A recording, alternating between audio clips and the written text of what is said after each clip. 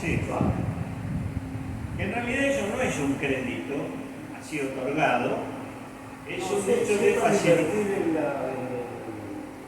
Para la producción de gasoductos Es para utilizar en el intercambio.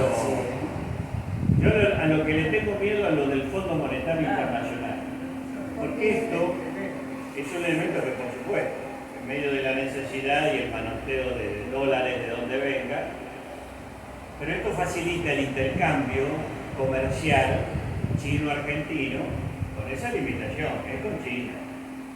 Porque China no fija A su vez, disposiciones hacia nuestra economía. ¿cómo? La diferencia es que China, creo yo, no influye, no pone metas, no son las metas de ellos las que tenemos que cumplir. Como No han puesto condiciones políticas. Exacto. En ningún lugar lo ha hecho. China. China No, en ningún lugar. Por eso, pero el Ni en Fondo los Monetario países en África, africanos, sí. etc. Ahora, por supuesto que hacen su negocio. Pero es que China también ya es un régimen capitalista, no nos engañemos. Es algo Es especial. algo especial, pero tampoco Es algo especial, es- porque la banca es estatal, Sí. los transportes son del Estado y el Estado está rígidamente controlado, que se dedican a pinchar la burbuja cuando aparece una burbuja especulativa y nomás la pinchan, la desinflan y no llega a como ocurrió en Estados Unidos en 2008. Es decir, es un capitalismo acotado. Eso es otro tema que podemos charlar, pero quiero continuar con el, si no se hace tarde y algunos van a empezar a cansar. El otro elemento que apareció claramente con el macrismo es el de otorgar la explotación de los recursos naturales argentinos como garantía de esos créditos obtenidos.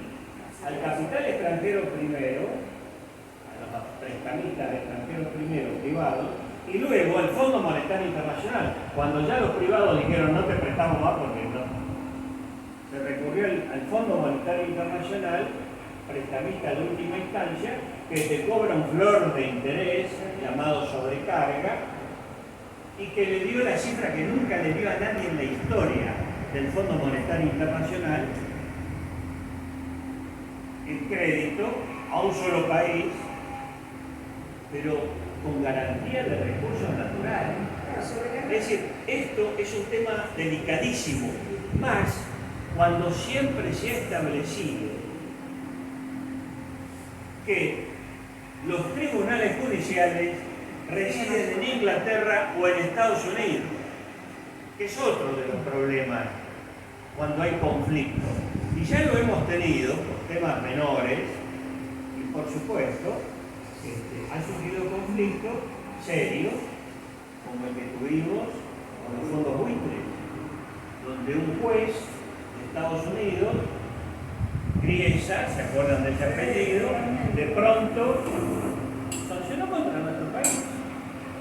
Y eso quedó ahí congelado, hasta que vino Macri y le pagó a los fondos buitres. Con lo cual desarmó toda otra posibilidad de una nueva renegociación de la deuda, porque ¿quién va a renegociar algo cuando dice no, pero si después nos terminan pagando igual? ¿Entiendes? Bueno, fíjense en este dibujo que me gustó. Dice, este es un español que se pregunta, ¿no? Pero ¿qué clase de orden económico es ese que produce desorden social? Justamente esto es la esencia del neoliberalismo. Ya para introducirnos en el tema concreto de lo que se denomina geopolítica, parte final, lo primero que tenemos que considerar es la capacidad económica de un país, que es el verdadero poder geopolítico que puede tener en su relación con los demás. Por eso tenemos que saber considerar que la economía es quien dirige al resto de las acciones geopolíticas. Si sos poderoso económicamente, pensás de otra forma en el mundo, en la relación con los demás. Es el poder económico el que permite acceder a otros tipos de poder. Y a veces uno escucha cada cosa. Esto lo escuché en el colectivo. Lo que tenemos es una crisis moral. Y yo creo que hay una crisis moral. Pero si empezamos a ver eso como lo esencial, lo primero, lo determinante, lo directriz, creo que estamos, para decirlo finamente, regando fuera de la maceta.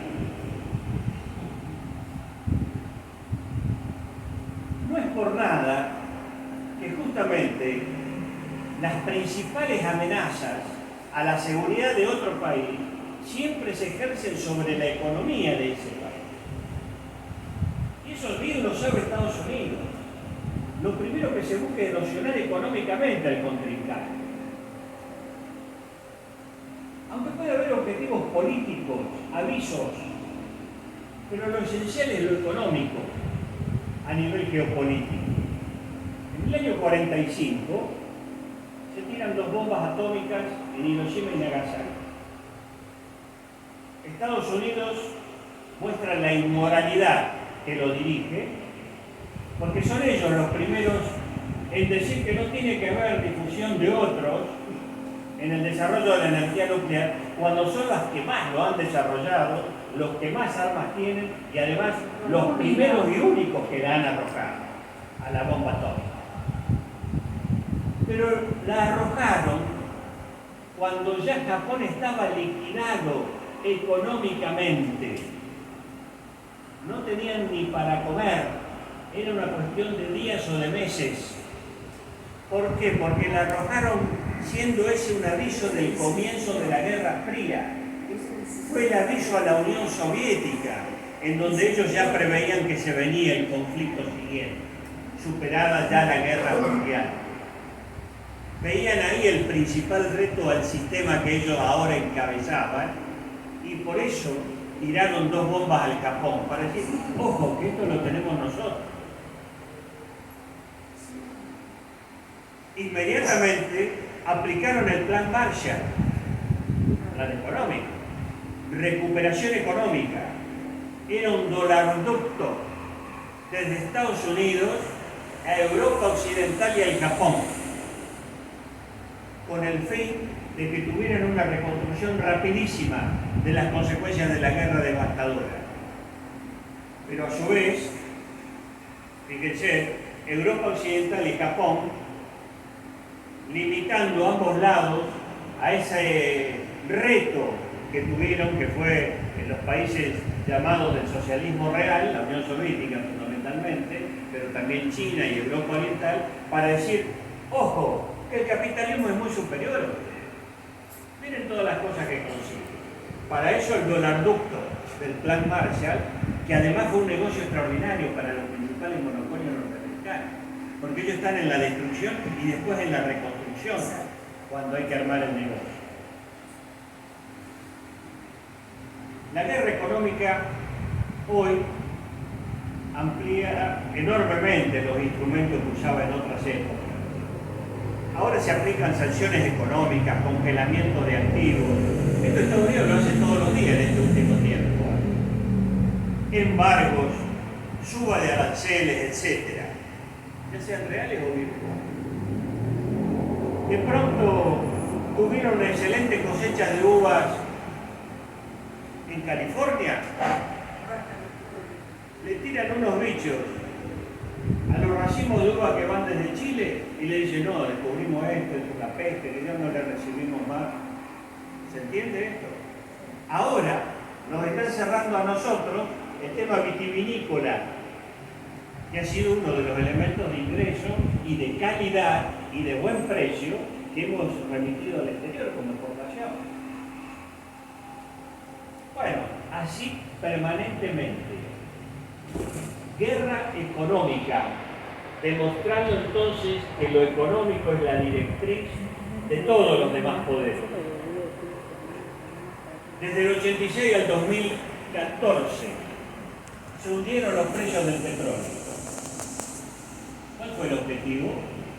Liquidar a Venezuela, liquidar a Irán, someter a algún país árabe que levantara la cresta como grandes productores del petróleo, para que no les vuelva a ocurrir otra crisis como en el 73, donde un cártel de países productores de petróleo subdesarrollados elevaron el precio del petróleo y se les terminó el petróleo gratis o baratísimo a los Estados Unidos, lo cual les obligó a reciclar toda la industria y la producción de todo tipo en Estados Unidos.